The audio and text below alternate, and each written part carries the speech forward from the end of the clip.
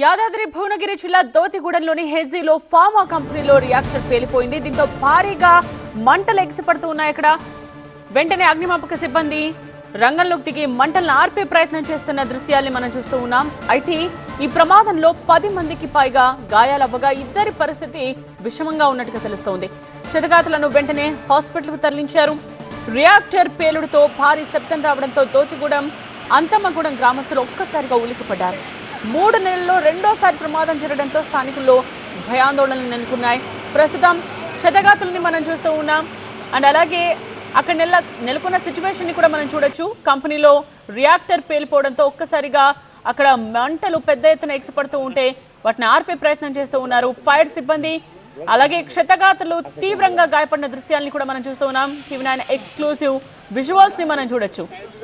రేవంత్ కి సంబంధించిన complete details తో సిద్ధంగా ఉన్నారు మా ప్రతినిధి రేవణ్. అసలు ఏం జరిగింది?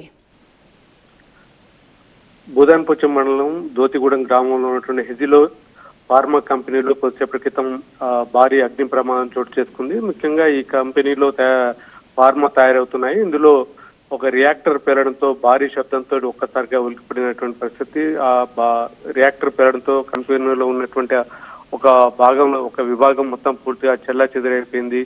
దీంతో అక్కడ ఈ షిఫ్ట్ లో నైట్ షిఫ్ట్ లో పనిచేస్తున్నటువంటి కార్మికులు 10 మందికి పైగా గాయపడ్డారు. అందరిలో ఇద్దరు పరిస్థితి విషమంగా ఉంది. ఫైర్ సిబ్బంది ఘటనా స్థలానికి చేరుకుని మంటలార్పే ప్రయత్నం అయితే చేస్తా ఉంది. భారీగా ఎగిసిపడుతుండడంతో అంటే ఫైర్ సిబ్బంది మంటలార్పే ప్రయత్నానికి కూడా కొద్ది ఇబ్బందికరమైన వాతావరణం అయితే ఉంది. అదే సందర్భంలో ఒక్కసారిగా రియాక్టర్ పేరుతో భారీ శబ్దానికి అదే గ్రామంలో ఉన్నటువంటి దోతిగూడెంతో పాటు అంతమ గ్రామం కూడా పెద్ద ఎత్తున ఉలిక్కిపడింది. ఒక్కసారిగా తరచూ ఇటువంటి ప్రమాదాలు జరుగుతున్నాయి. ఈ 3 నెలల కాలంలోనే ఈ కంపెనీలో రెండోసారి ప్రమాదం జరగడంతో ఒక్కసారిగా గ్రామస్తులు అయితే భయకంపితులైతున్నటువంటి పరిస్థితి కనిపిస్తా ఉంది. ఇంకా ఇప్పటికే ఘటనా స్థలానికి అయితే జిల్లా అధికారులు కూడా చేరుకుంటారని చెప్తున్నారు. మొత్తం మీద తరచూ ఇటీవల కాలంలో ఉమ్మడి నల్గొండ జిల్లా వ్యాప్తంగా హైదరాబాద్ శివారును ఆనుకొని ఉన్నటువంటి ప్రాంతాల్లో ఫార్మా కంపెనీలో తరచేటువంటి ప్రమాదాలు జరుగుతున్నాయి. అనేక మంది మృత్యువాత కూడా పడుతున్నారు. కేవలం పీసీబీ అధికారుల నిర్లక్ష్యం వల్లనే సరైనటువంటి తనిఖీలు లేకపోవడం, భద్రతా ప్రమాణాలు పాటించకపోవడంలో ఇటువంటి ప్రమాదాలు జరుగుతున్నాయని చెప్పి కార్మిక సంఘాలు, రాజకీయ పార్టీలు అయితే ఆరోపిస్తున్నాయి.